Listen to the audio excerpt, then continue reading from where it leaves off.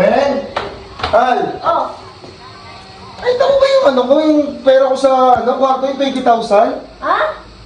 Nakita mo ba yung 20,000 ko sa kwarto, kako? Hindi ko marinig.